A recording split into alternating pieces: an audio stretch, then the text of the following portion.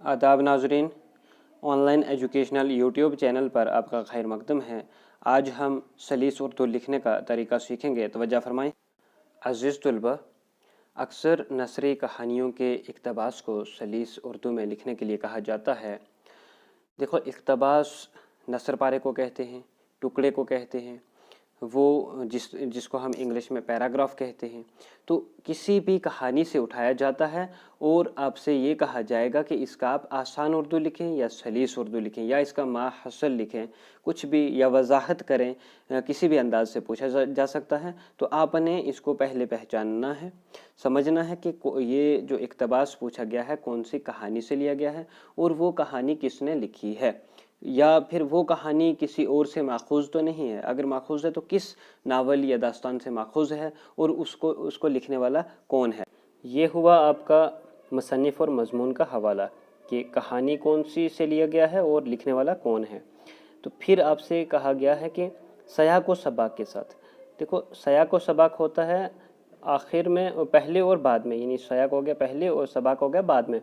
यानी जो बात हुई है, इक़्तिबास पूछा गया है, इससे पहले क्या हुआ है और इसके बाद क्या हुआ, थोड़ी सी बैकग्राउंड के साथ बताना है, थोड़ी सी इंट्रोडक्शन देनी है कि यहाँ पर बात कौन कर रहा है, इससे पहले बात किसने की है और इसके बाद कौन बात कर रहा है और कौन से मौका पर बात की जा रही है। तो सयाक़ व सबाक़ में यही लिखा जाता है। देखो, क्वेश्चन आपसे ऐसे पूछा जा रहा है, सयाक़ व सबाक़ के साथ मुसन्निफ़ का हवाला देकर दर्ज झैल इक़्तिबास की वजाहत करें कि जो नीचे दिया गया इक़्तिबास है, नसर पारा है, तो उसकी आप वजाहत करें, उसको बयान करें, वजाहत करें, बयान करें। मतलब यही है कि तशरीह करके आपने आसान अल्फाज में लिखना है।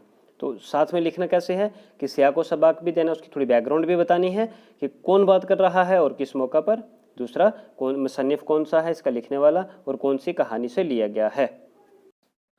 ऐसे ही आज हम इस इक़्तिबास की मशक़ करेंगे कि इसका सलीस उर्दू अगर आता है तो कैसे करेंगे, क्योंकि ये सीखने से ऐसा होगा कि आप जो भी आगे कहानी पढ़ेंगे उसमें आपको आसानी होगी और आप उस चीज़ को समझ के चलेंगे कि ये हमें इम्तिहान में आएगा और हमने इसको ऐसे लिखना है।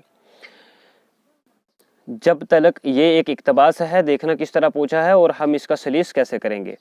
जब तलक शहज़ादा जो मालिक इस तख्त व चतर का है जवान हो और शाऊर संभाले और अपना घर देखे बाले, तुम इसकी नयाबत कीजियो और सिपा और रआयत को ख़राब ना होने दीजियो। जब वो बालिग हो उसको सब कुछ समझा बुझा कर तख्त हवाले करना, और रोशन अख्तर जो तुम्हारी बेटी है उससे शादी करके तुम सल्तनत से किनारा पकड़ना।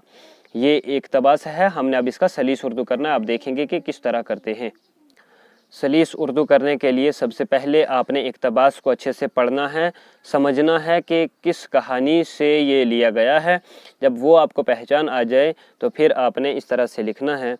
पहले आपने सवाल नंबर लिखना है, जो भी होगा। वहाँ पर पार्ट भी होते हैं, अलिफ बे जीम। तो अगर पार्ट होगा कोई अलिफ मान लो, तो आपने सवाल नंबर ए जो भी होगा वहाँ पर वो लिख के आगे अलिफ पार्ट लिखना है, नीचे जवाब लिख के फिर आप लिखेंगे हवाला। हवाले में ये होता है कि वही चीज़ जो सयाक़ व सबाक़ पूछा गया है वो और मुसन्निफ़ का हवाला हम देते हैं इसमें। तो इसमें आपने क्या करना है कि पूरा इक़्तिबास वहाँ लिखने की गुंजाइश नहीं होती क्योंकि वक्त कम होता है। तो आपने क्या करना है कि जो इक़्तिबास दिया गया है उसके पहले चंद अल्फाज जो हैं आपने लिखने हैं और फिर आखिर वाले चंद अल्फाज, तो बीच में आपने डैश डालनी है। उससे ये पता चलेगा एग्ज़ामिनर को कि आप किस इक़्तिबास की बात कर रहे हैं और किसके बारे में आप किसका सलीस उर्दू करने जा रहे हैं। तो ये देखिए, जब तलक शहज़ादा जो मालिक, हमने पहले कुछ अल्फाज लिखे हैं और बाद वाले आखिर वाले लिखे हैं, तुम सल्तनत से किनारा पकड़ना। तो इससे ये साबित होता है कि हम इस इक़्तिबास का सलीस उर्दू कर रहे हैं। ये लिख के आप ऐसे लिखेंगे, मंदरजा बाला इक़्तिबास हमारी निसाबी किताब में शामिल मीर अमन की दास्तान बागो बहार से माखूज़ किस्सा सैर चौथे दरवेश की से लिया गया है। मंदरजा बाला होता है ऊपर और मंदरजा झैल होता है नीचे। बाला हमने लिखा है क्योंकि ये जो ऊपर इक़्तिबास जिसकी हम बात कर रहे हैं ये हमारे निसाब में जो शामिल मीर अमन की दास्तान बागो बहार से माखूज़ किया हुआ जो किस्सा है सैर चौथे दरवेश की, उससे लिया गया है। इसमें शहज़ादे का वालिद بادشاہ چین یعنی شہزادہ کون سا ہے؟ جو چوتھا درویش جس کی ہم بات کر رہے ہیں، جس کا یہ قصہ ہے، اس کے جو والد تھے وہ چین کے بادشاہ تھے، مرنے سے پہلے اپنے بھائی یعنی شہزادے کے چچا کو وصیت کر رہا ہے۔ یہاں سے ہمارا سایہ کو سبق ہو گیا کہ کون بات کر رہا ہے؟ شہزادے کا والد۔ کس سے بات کر رہا ہے؟ اپنے بھائی کے ساتھ، مرنے سے پہلے اس کو وصیت کر رہا ہے۔ تو یہ تھوڑی سی بیک گراؤنڈ ہوتی ہے تاکہ آگے والے کو سمجھ میں آ جائے کہ یہ اقتباس کہاں سے لیا گیا ہے اور اس سے یہ بات کون کر رہا تھا وہاں پر، کس حوالے سے ہے۔ تو یہ چیز یہاں سے ظاہر ہو جاتی ہے، اس کا آپ نے دھیان رکھنا ہے۔ مکمل حوالہ دینے کے بعد بچوں آپ نے کیا کرنا ہے کہ اقتباس کی وضاحت، یا آپ اس کو ایسے لکھ سکتے ہیں، اقتباس کا آسان اردو، اقتباس کا سلیس اردو، یا خالی سلیس اردو لکھ سکتے ہیں آپ۔ تو یہ لکھنے کے بعد آپ نے کیا کرنا ہے کہ جو اقتباس یہ ہم نے دیکھا ہے اس کا اب آپ نے آسان کر کے کیا کرنا ہے، جو مشکل الفاظ ہوں گے ان کو آسان کر کے استعمال کرنا ہے، جو مشکل زبان محاورے ہیں ان کو رواں زبان میں لکھنا ہے، تو تاکہ سامنے والے کو سیدھی طرح سے سمجھ آ جائے کہ یہاں پر بات کیا ہو رہی ہے۔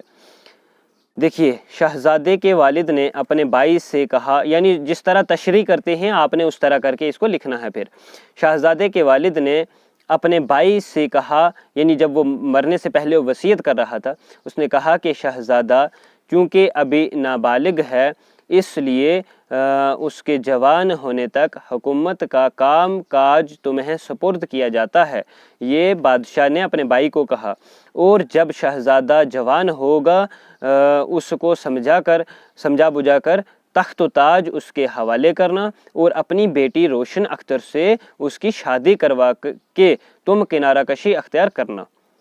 بادشاہ چاہتا تھا کہ بادشاہت ان کے خاندان میں قائم رہے۔